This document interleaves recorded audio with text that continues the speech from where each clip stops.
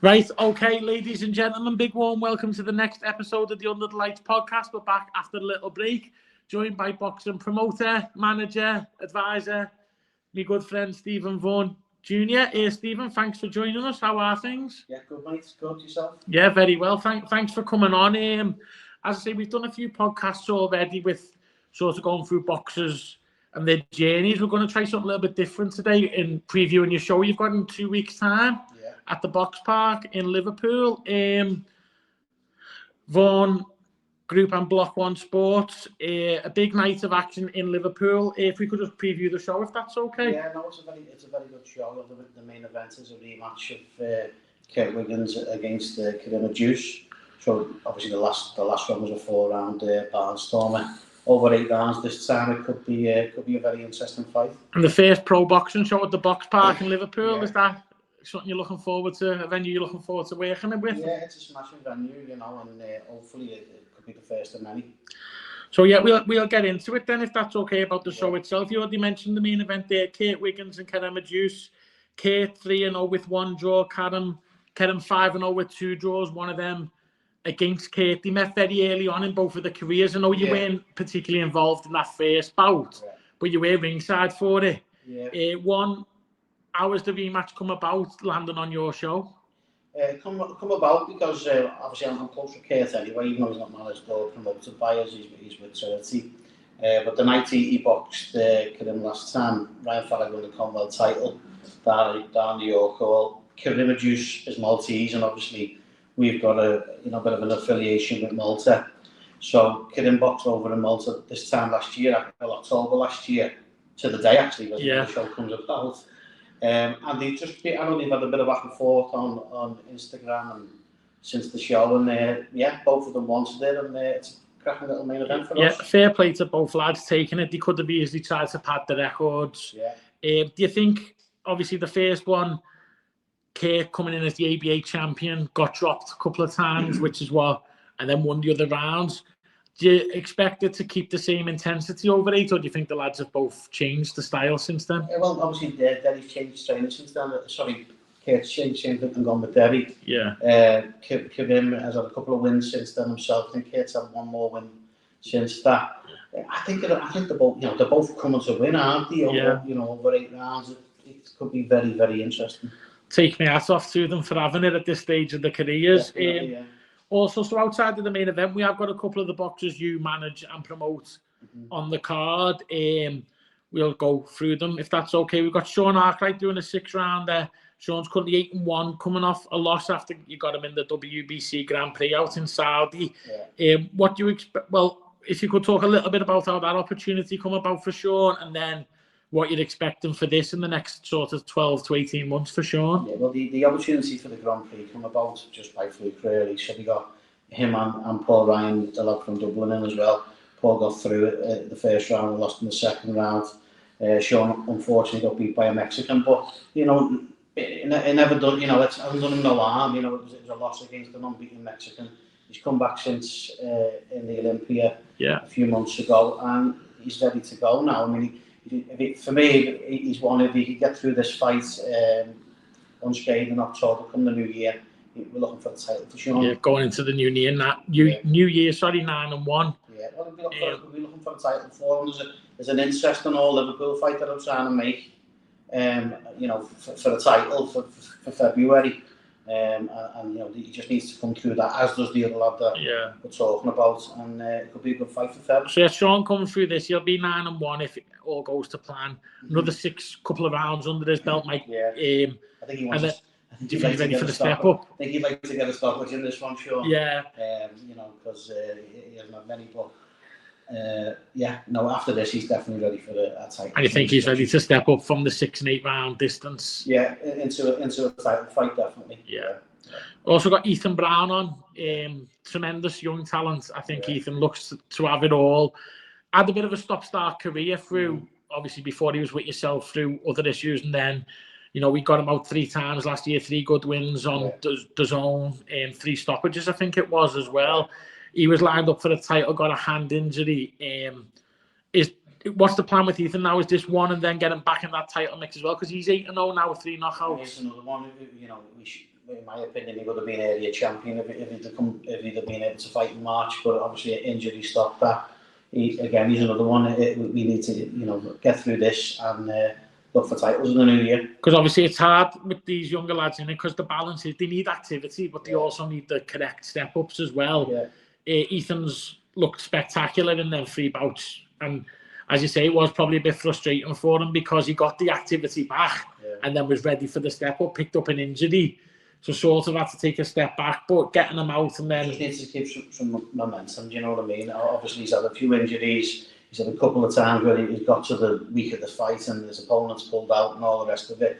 So I think he could get him through this, and he's one, again, we'll be looking to get a title in the new year. Is that one, is a domestic title, would you look at for him? I mean, I like to want to go back to the traditional roots with the lads of Secretariat titles, English titles, British Combat, European, and try and go that way. Obviously, if a good opportunity comes for an international title or whatever, and you'd be silly not to take it, but well, it is difficult. I always say you never see a bad Central Area fight, do you? If you look at the last one in the Olympia, the top of the bill with Brian Collins, come up short against Willie Harrison just on the night, well, very close bout, but the tremendous contest, the area titles. They're always good fights, aren't they? You know, no matter what, when there's an area English British title on the line, Commonwealth, it's very rare that you don't get a barnstormer.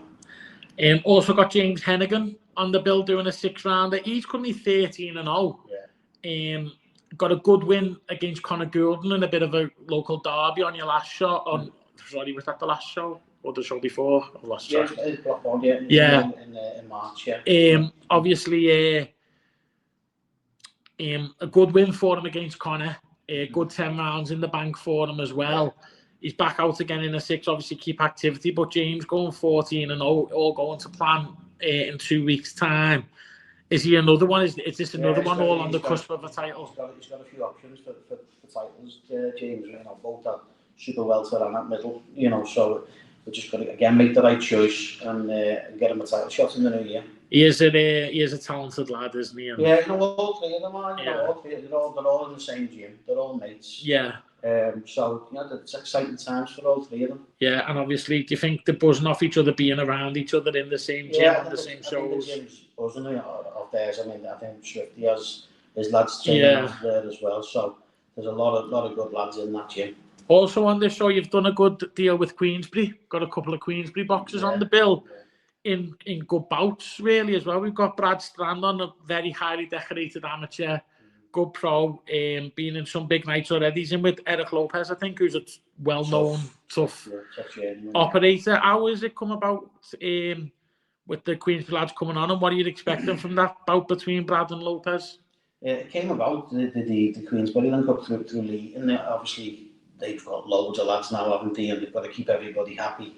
So for us to have them on our show is brilliant for us, and for them it keeps them active, because I'm sure each and every one of them have their own aspirations for titles. Brad Strand, obviously he lost in his last time out, didn't he? And he'd be wanting to get a win. And I don't know if he's going to do super bantam or feather, but I'd imagine wherever it is, he's another one that will want to get himself back into the title contention. And as excited we get about boxers, there is always something special about heavyweights, isn't there?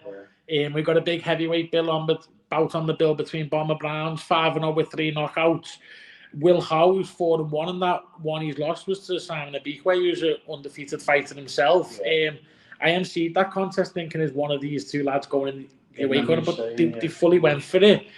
That could be fireworks, that one though, couldn't it? 2 big heavyweights both coming to win. It's a good matchup, isn't it? Yeah. It's a good matchup, and Boma Brown, I've watched him live a couple of times. Obviously, he's a big punch on heavyweight. Yeah. So that's an exciting matchup. It's a good step up, isn't it, as well? Yeah. Luke Turner making his debut, kid from Warrington, I believe. What do you know about Luke? No, I don't know lots about him. I know all of them lads that are with Queensberry are all turned out of Everton Red. Obviously, their track record speaks for itself in that gym. So I'd imagine that he's another one that's going to have aspirations to go far. Well, someone else we've got on the bill who I'm looking forward to, I see them a lot as an amateur, is Biswana, Lucas Biswana. I think he's brilliant. He's 3-0 now, one knockout. What are you expecting from him on the bill? And how does it feel having these? We've got multiple national champions on the bill. Top kid, isn't he? You know what I mean? And another lads from Boxing Next Gen who do a bit of Gary Metcalf and do a bit of sponsorship with him, and they're raving about him. So it's great to have him on our card. Yeah, is Matthew Rennie on as well? Matthew Rennie's on it. He's another one who's in with Guineas and and the lads in the gym. He's 16-1-1 now himself. And if you look at his loss to Sean Noakes, no disgrace. A draw with Ben Fields when Ben had a positive record. Obviously, these lads, they're really, as well as getting you've got a good top of the bill, you're getting a few of your own boxers active, and then you've got these Queensberry lads on it. Really, it's an exciting show, isn't it? I think it's a very good show from top to bottom. We've got the Queensberry lads. We've got Rennie, who's with young Freddie Wallen and Alfie and them.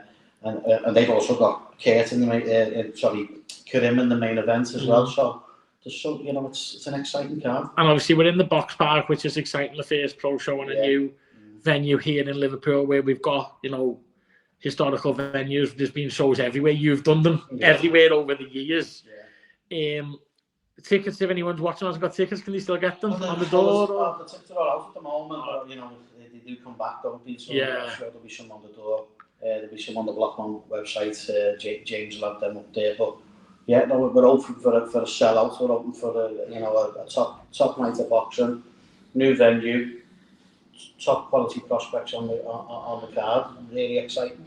And the other thing, obviously, moving past this one, I know it's going to be one of the last shows of the year for yourself, but you've also got a couple of the lads who you work with out in Marbella in October. Who have we got on that show? Well, Mishak and Hakeem are both out in Marbella. Mishak Spear and Hakeem Palmer, they're both out in Marbella. They're both due to be out as well on Pat Barrett's show at the end of December. And again, there'll be another two lads that come the new year. Going on the title hunt. I know Mishak's had a bit of time out of the ring, but he's very talented, isn't he? I don't think he wants to wait around. I think a couple more fights, and he'd be waiting to Do you think that really is then? Because I don't want to miss anyone out. Obviously, we know we've got Sean, Ethan, James, Hakeem, and Mishak all boxing in the next couple of weeks, and you've said they're all on the cusp of title shots. Some of the other lads you look after, Brian Collins. Brian's injured at the moment, so he wants a rematch against Harrison for the Central Area title, which we'll be able to put together for him. We've got a sort of shoulder injury out, and then we're just in the process of signing two really good lads at the moment. And both of them are exciting, and again, they'll be on the hunt for. Hopefully, we could do another pod announcing them soon. Is there anyone we've missed off the list? I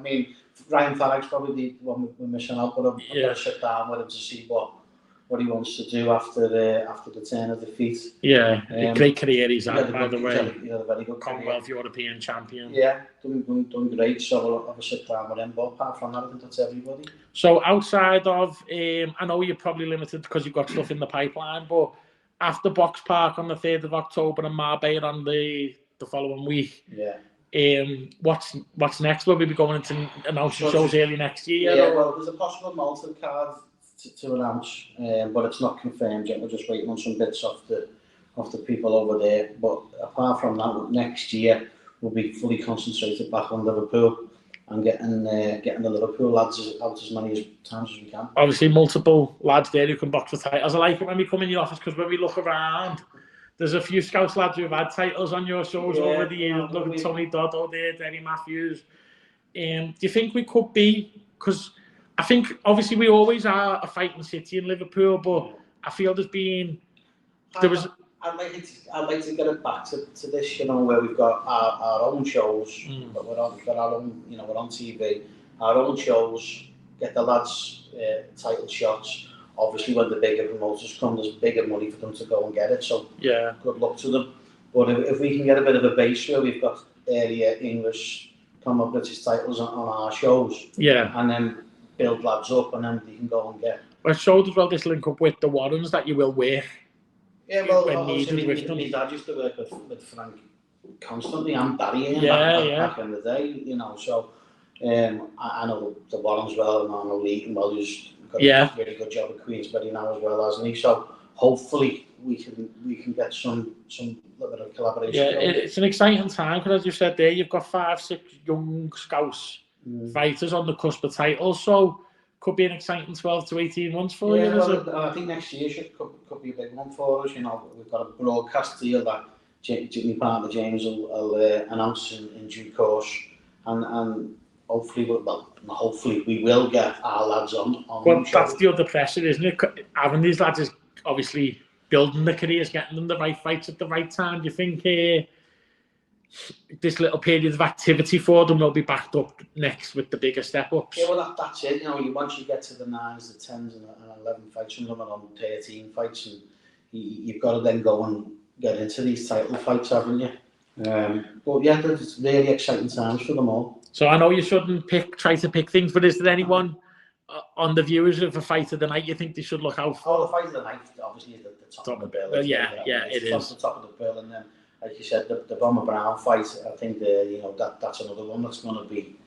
I fancy Brown to KO the kid, but it's another one that. Yeah, he's not been hurt before, has he? No, so it's a good test, and Boma looks really strong, doesn't he?